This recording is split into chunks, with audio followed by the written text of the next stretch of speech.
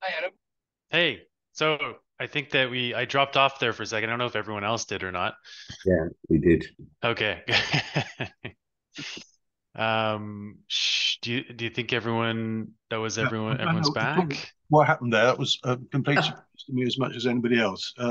We're back. We're back. As a matter of Okay. fact, um, Feel like sorry, sorry for the interruption, Adam. Please go. no, no, it's all right. It's to be expected with these kinds of meetings sometimes, isn't it?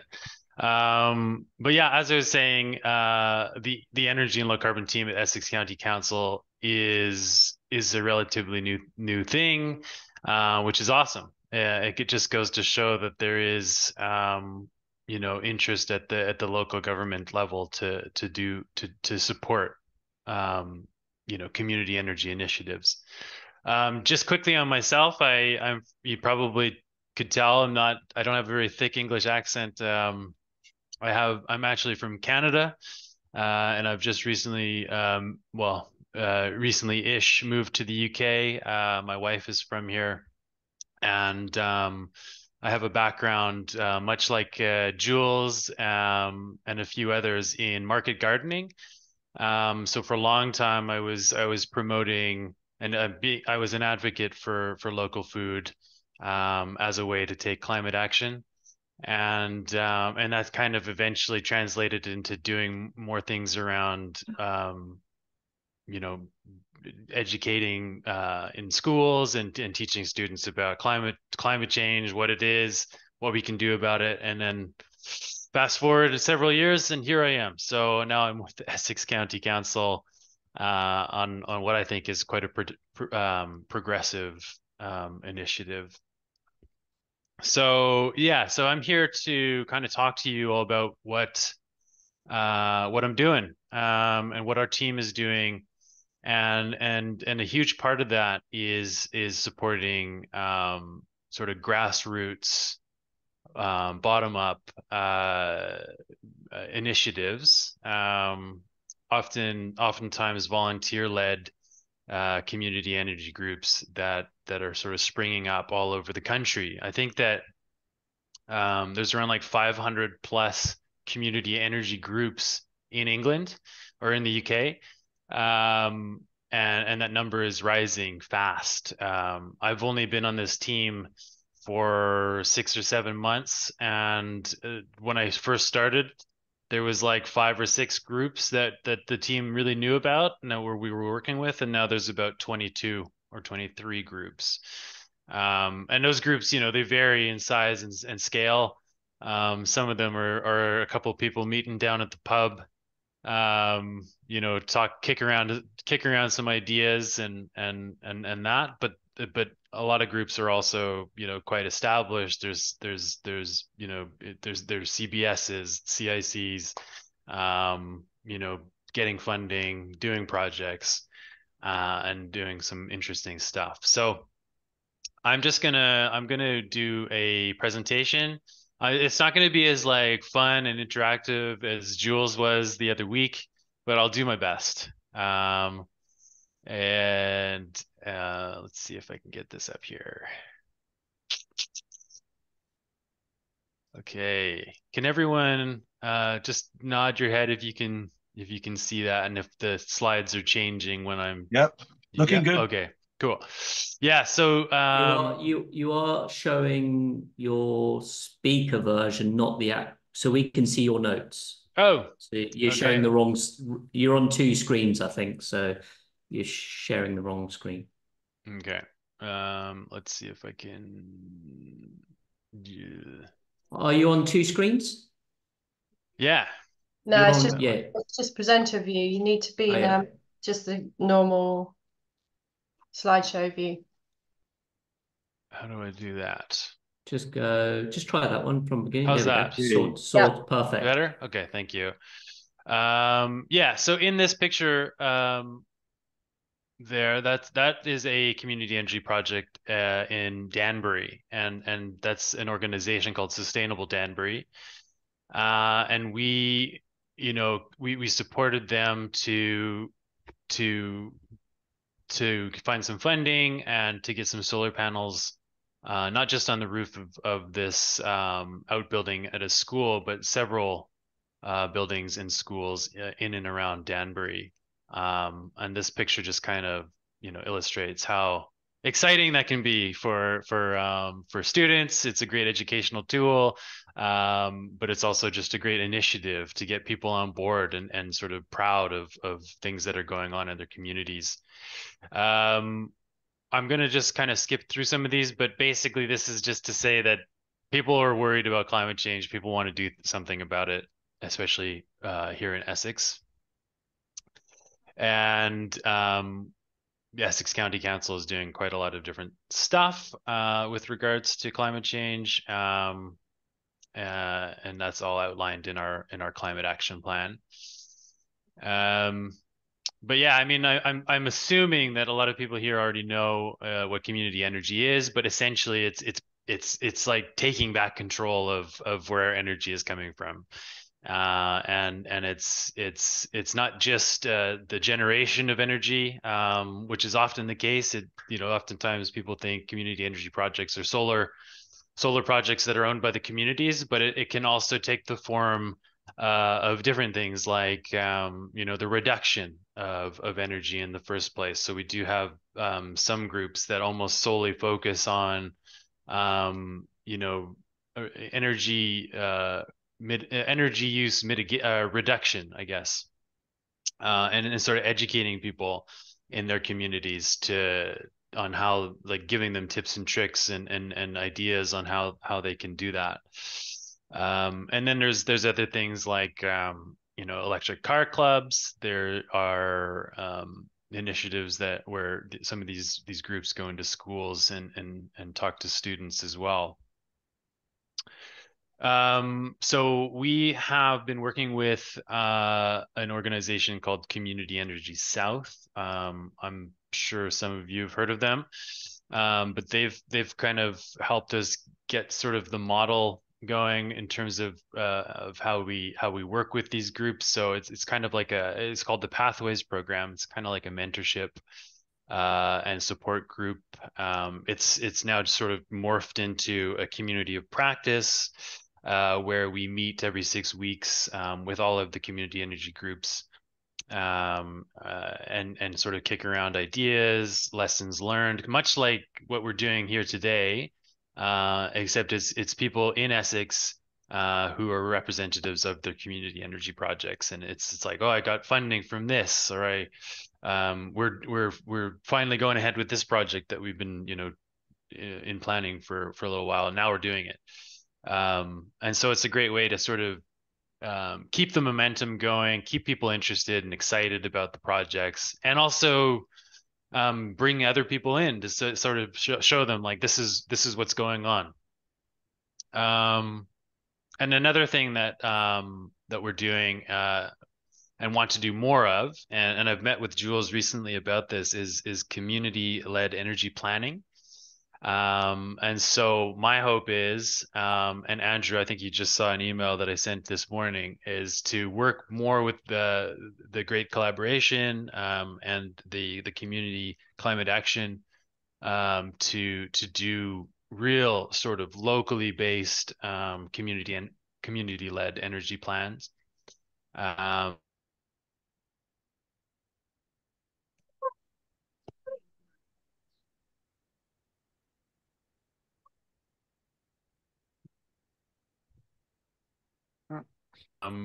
We want to get community-owned solar arrays, wind, whatever, any kind of renewable energy we can.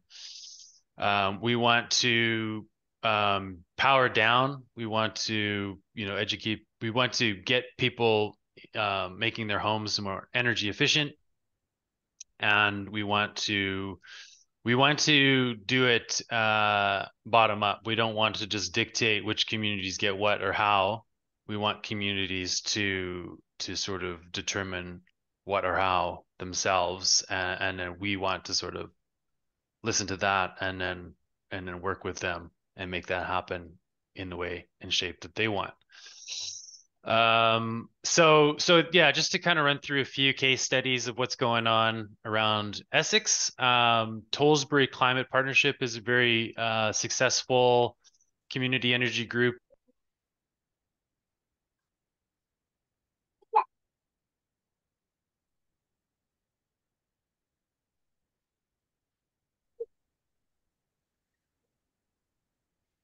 Through a community share, which is basically just like going around the community asking for people to invest in this energy project, and this particular one was to completely decarbonize a school in their community, and you can invest like £5, you can invest £10,000, and then there is a return on investment on that. So not only do you get to invest in your own community, you can actually make money by doing that as well. And I think the rate of the rate of return was like you'd get your money back in 10, and then the 5 years after that you get this sort of surplus, and then it's sort of cut off from there. You get a certain return. It's not so bad. It's not like you're winning the lottery either, but it's more about sort of the concept of supporting your neighborhood. But yeah, that's a big one. So they're like basically not fully decarbonized, but 92% reduction in CO2 at that school. And you know, these old schools really can be like, you know, heavy emitters of CO2. So when you can get them off of oil or whatever the heating source they have, and in this case it's a ground source heat pump, then that greatly reduces their monthly annual bills.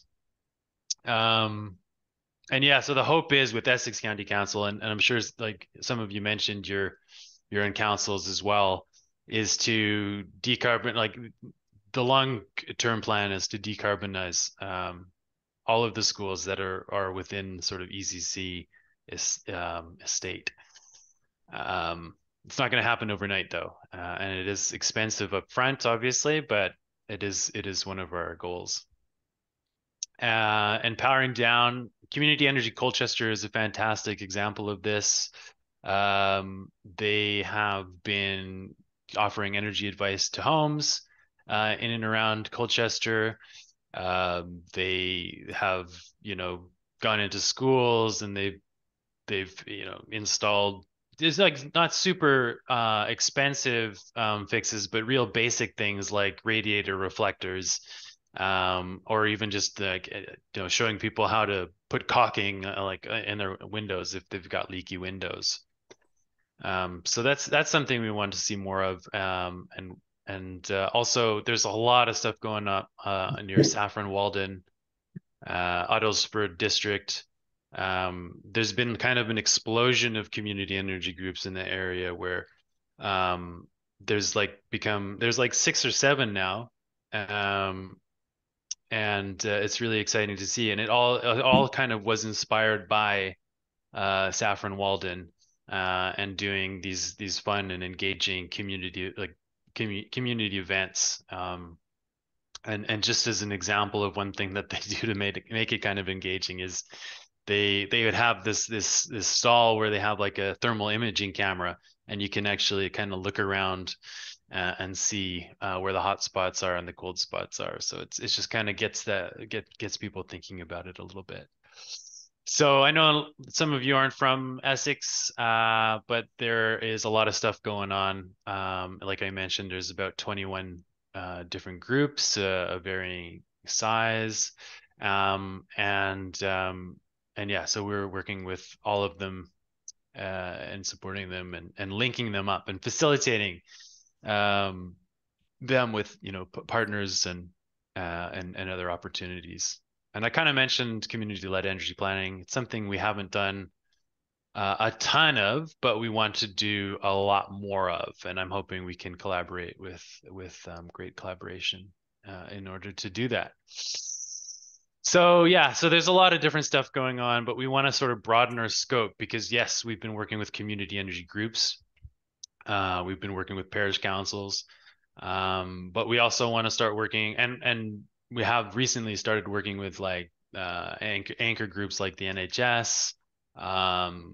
Had a really positive meeting with like eco churches recently. So churches in the area, the diocese, like why not get those churches super energy efficient? And if we can get around the sort of planning issues around getting solar on the roof, let's do that. Let's talk to farmers. Let's talk to the commercial sector. Let's get like more solar arrays on, industrial estates, and then all of the surplus energy that isn't being used. Let's feed that into the local communities. Yeah, and we want to make these community energy groups more self-sustaining. There's a really good example. I'm sure some of you have heard of Vesco CBS, which is in Lewis, down in the south. And they're like, I don't know, I think they have like 20 paid employees. They're doing all kinds of great stuff in their area. They're making money off of their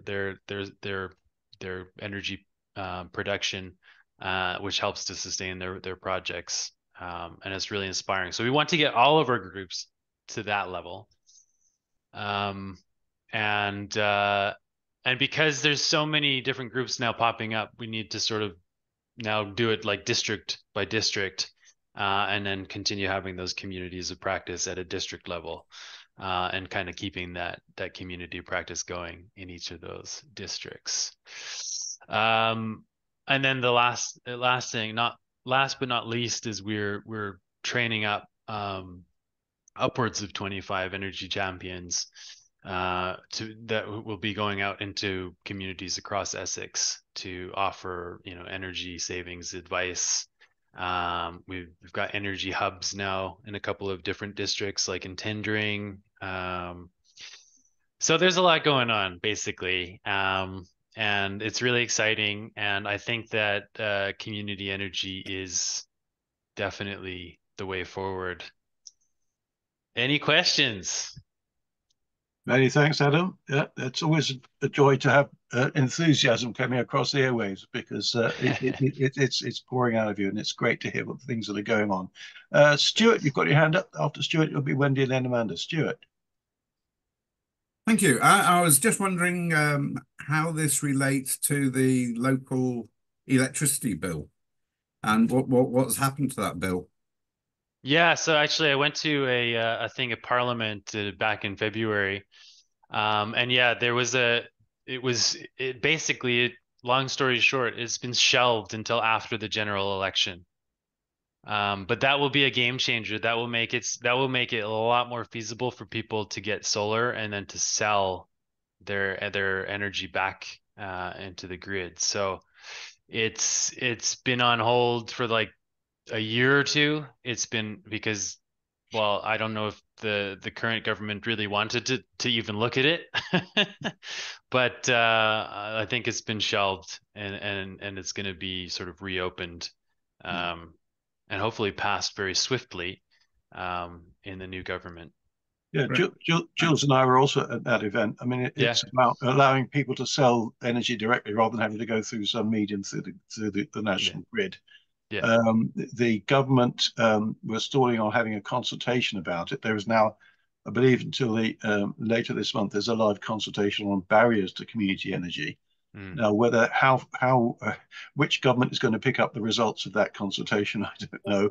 As far as I'm aware, you can still make some comments in as it's an online thing.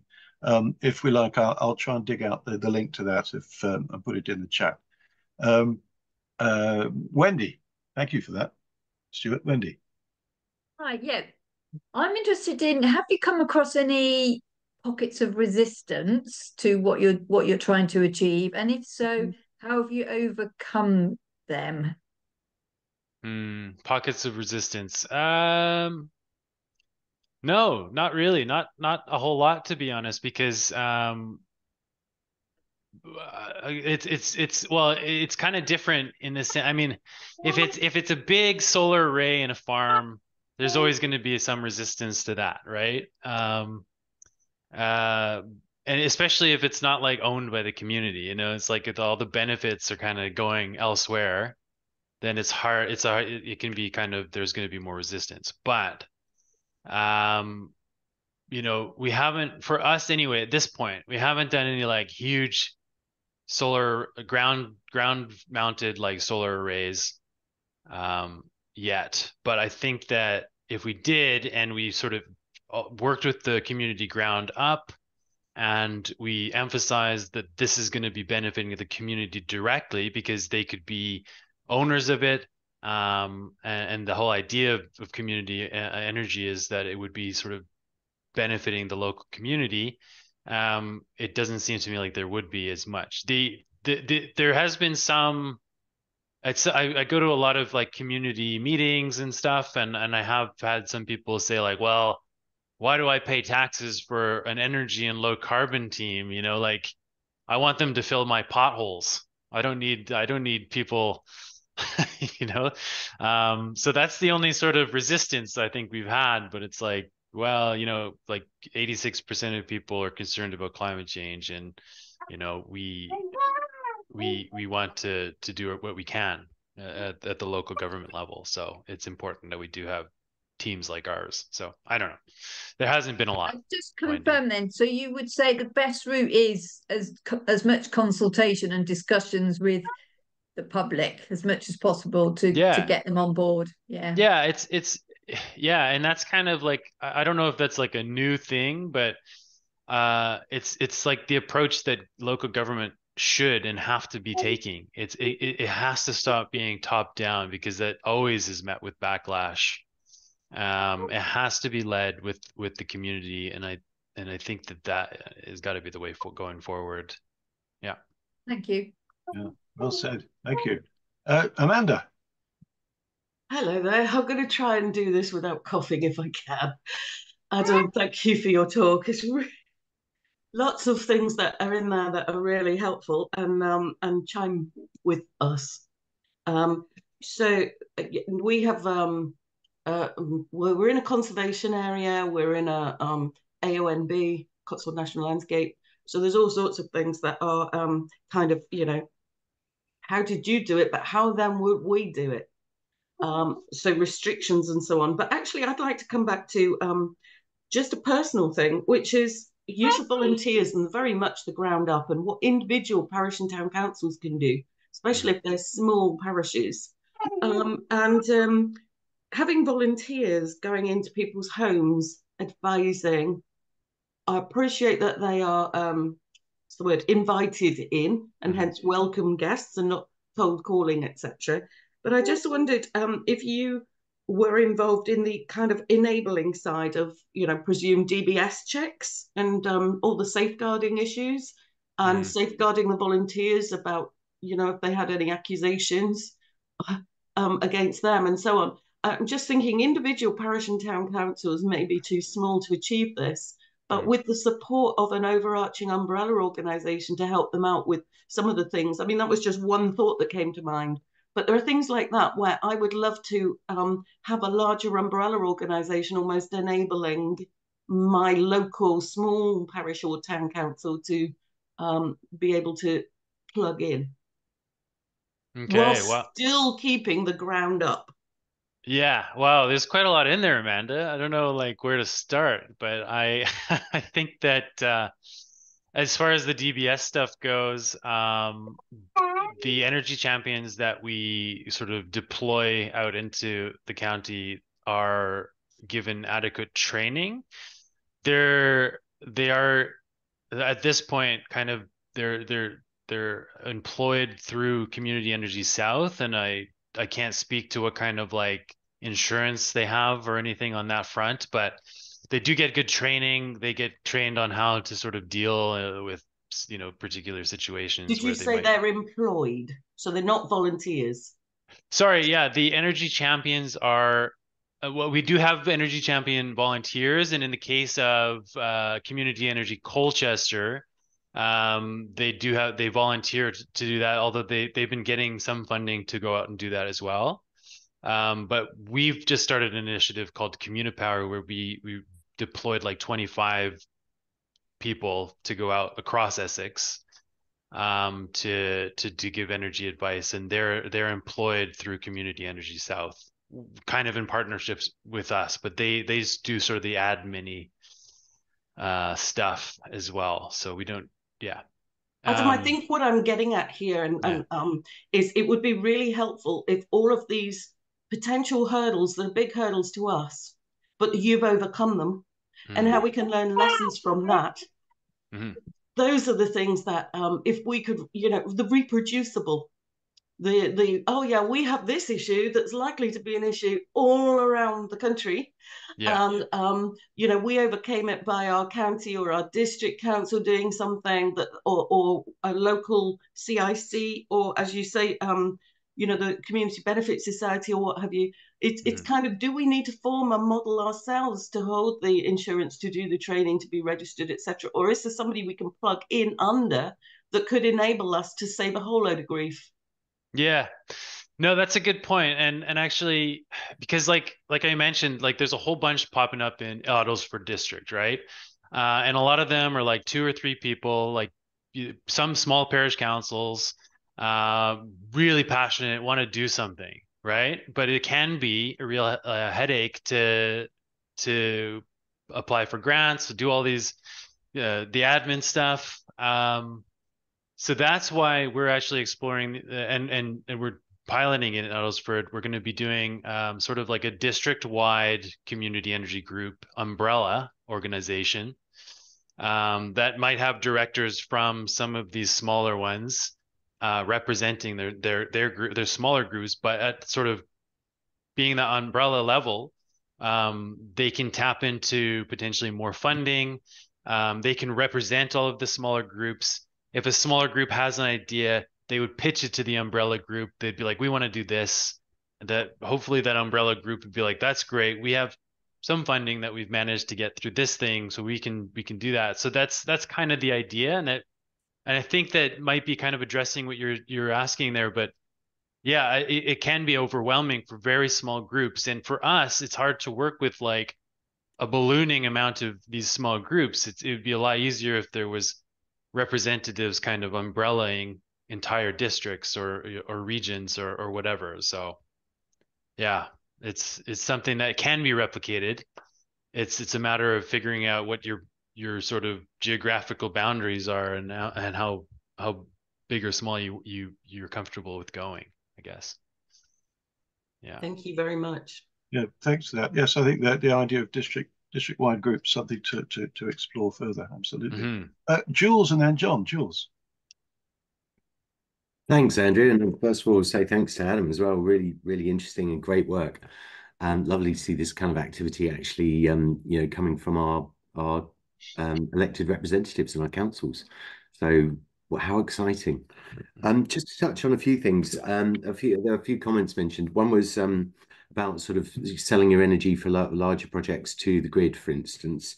You can actually do direct supply. You can have a power purchase agreement with the, like, for instance, if it was on a church, when the church is opened, it will be using the electricity, or an industrial estate would be really good, or anywhere that's using it during the day.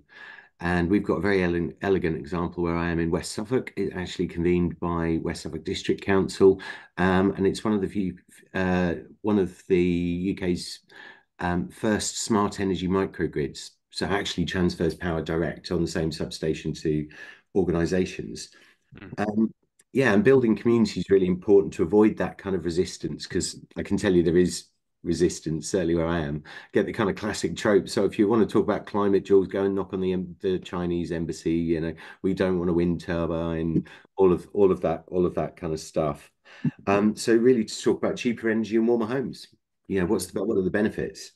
And the potholes question is really interesting, because I've been doing a lot of work with Suffolk Highways, and actually how we solve that is farming related, in terms of soil carbon sequestration, to stop the runoff and flow that causes the potholes, and actually connecting that in people's minds. The reason we have potholes is because of extreme precipitation due to climate change. So it might be counterintuitive, but by installing community renewable energy, we'll help fix the potholes. And we're actually part of Community Energy South's Pathways programme, and we're one of the, as a CBS, we're one of the organisations that will be delivering that kind of energy champion programme. The funding actually comes from our district network operator, which is UK Power Networks. And it is a little onerous and scary in terms of the service level agreement, in terms of the DBS checks, and we're collaborating with Adam and a team in Colchester that have done it before and learning from them, Colchester Community Energy, and also another team in Hertfordshire. So we're actually coming together to coordinate and collaborate precisely so we don't have to reinvent the wheel. And that is really what the great collaboration is all about in terms of publishing that information, to have a handbook, have a go-to, have a resource, have an advisor, and this kind of thing, so we can actually replicate. So, you know, we don't have to rewrite policy documents. As iFarm, we've already written our, you know, dealing our vulnerable adults and vulnerable children policies and DBSs and this kind of things. So, happy to provide training, and also that's kind of a bit what community climate action is about. So again, I just want to round up with saying thanks to Adam. And my question is, which area should we start with in Essex for community climate action, and how would we choose that? You know, based on maybe an IMDb index of multiple deprivation, you know, what's the hardest nut to crack? Where can we get in that people are really suffering, you know, with cold? Well, maybe some of you would know that that area would probably be Clacton Jaywick. Yeah. But we've actually already been doing so that's one of the only places we've been doing some work so far in that regard. Maybe not exactly in the way, because we actually went in with the intention of doing a community-led energy plan and found that people weren't interested in that. They're more interested in like learning how to keep their homes warm in the winter without like paying crazy amounts of money to keep them warm. So it's turned into this thing where we're going to be now developing an energy hub where people can go to get energy advice. It's less. I mean, it's not less. It's not exactly what some of us had in mind for what a CLEP could sort of shape into. It kind of turned into something else. But to answer your question, I think that there's a number of places. I think Ottlesford, like I mentioned, there's just so much. And the other thing is people really want, it's kind of like a chicken and egg thing. It's like there has to be some interest there first, you know, so maybe go to the places where there is interest already. So Ottlesford district, we can sort of pick and choose a place out of there. Yeah, that's what I would probably start with, but we can look at, there's quite a few places in tendering. Bonnie, working, you know, doing stuff with PACE. I still haven't really connected with PACE, and I'd love to. Yeah, no, that'd be great. Let's do that afterwards, Adam. We'll just kind of hook us all up, because I think we're kind of doing similar things in parallel. Yeah. And we've got our community solar project, which obviously should be hooked in with yours. I think it kind of just preceded the current thing. I think we went in with a bit of outgoing funding from the EU, so I think that's sort of, we were just a little bit ahead of your time. Yeah, I think so. Thanks for the answer, Adam. I'll start looking at maps, start doing some research. Yeah. Nice. Can I just say that I'm in Uttlesford? Yeah, exactly. So should we start with you, Stuart? Oh, sure, brilliant. Yeah. Oh, let's do it. What a team. Yeah, do you think there's interest there, Stuart? Let's do the show. I have been working with Carol Randall. Okay, yeah, nice. Good. Great stuff. John, you've been very patient. Your question, sir. Thanks. Yeah. I've got two questions, really. One, with us in the west of the UK, our problem really is with infrastructure, you know, tree falls, flooding, and particularly now that this major trunk road, which has been compromised by heavy rainfall. The first question is that do you see that as another way to people's minds and hearts? Does this happen in your area? The second question is, how are we going to relate to right-wing populists when it comes to climate change? And I'm thinking of Nigel and Donald here. Do I have to go any further? Our council is, in the Forest of Dean, is luckily dominated by the Greens. With a new election, with new characters coming in, how are we going to move from a well-organized level like yours to a national policy, which includes all of us. So first of all, it is, do you see your community threatened by climate change? And secondly, how are we going to relate to this new tranche of politicians? Yeah, so answering the first question, Jaywick is a good case in point. It's going to be underwater in like 50 years because of sea level rise. And that's already created a whole can of worms with regards to who's gonna do what. And speaking of potholes, you never seen potholes like you seen there. Yeah,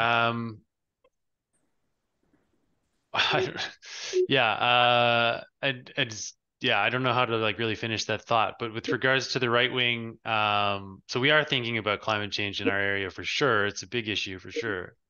But with the right wing thing, I think that it's a reframing. It's a reframing that might need to be done. It's kind of like it's less about we're forcing people to do this, and like they're all against like net zero. They think it's a bit of a scam or whatever. But if you can kind of reframe it, it's like actually you'd be saving yourself some money, and it's going to be like all kinds of like work opportunities and yada yada yada. I think it's a great reframing that needs to occur.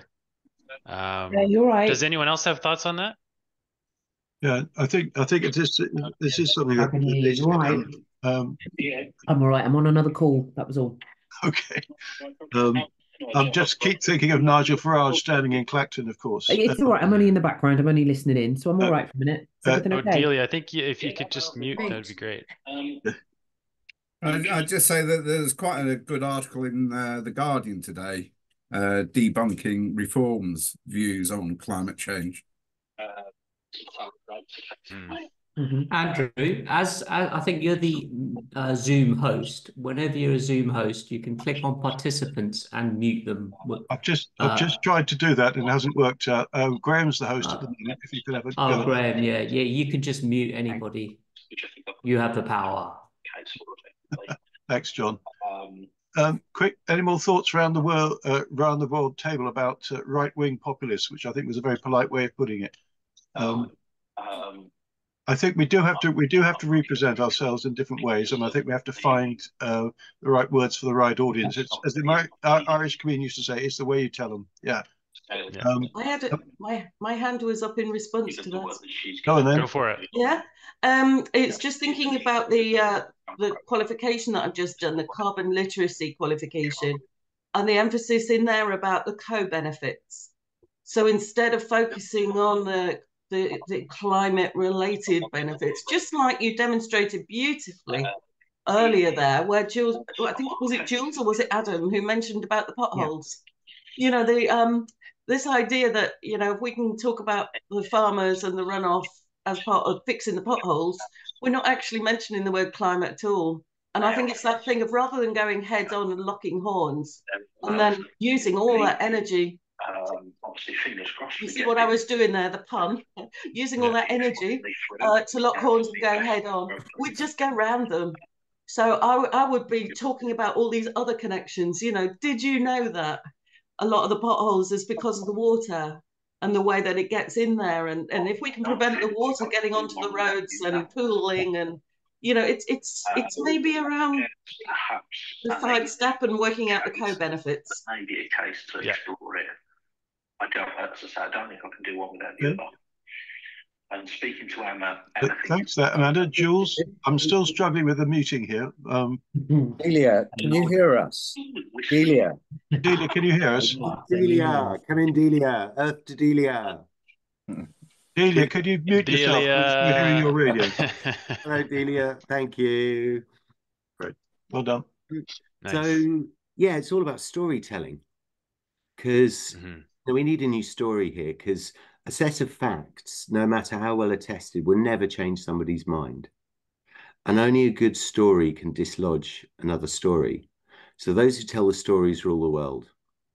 So we've got to reframe this in terms of, you know, not a hair-shirt future, a future of abundance, a future of healthier environments, of clean air, of a green transition, and secure, well-paid jobs, and cheaper bills in the cost of living crisis, and warmer homes, and less less deaths from excess heat, and less people suffering from fuel poverty. What's not to like? And yes, in terms of farmers is a really interesting one in terms of the right wing, because they're incredibly reactionary, because they're angry. Right now, they're really angry. They're the squeezed middle between big ag and the supermarkets. They are #1 suicide risk.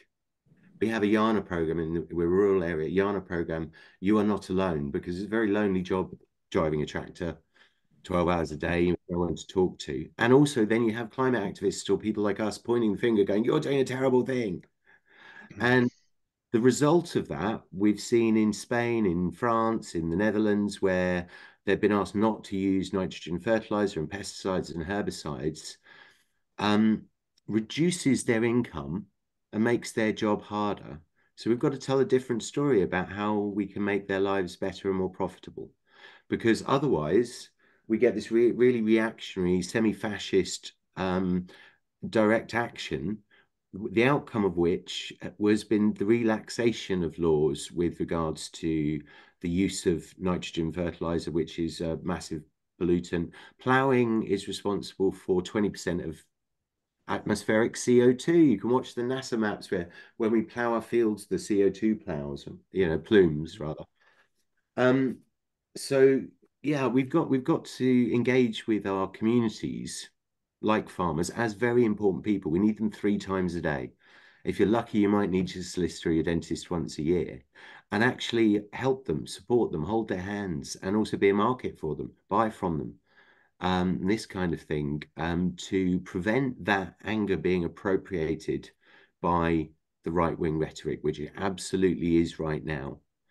You might have seen No Farmers, No Food posters or campaign. Sounds great, but it's actually very right-wing rhetoric from UKIP and Reform UK kind of angle, and anti-climate action, which is really worrying and scary. So a lot of the work I do in our farming community, preferably over a pint. All right, Bill, how's it going?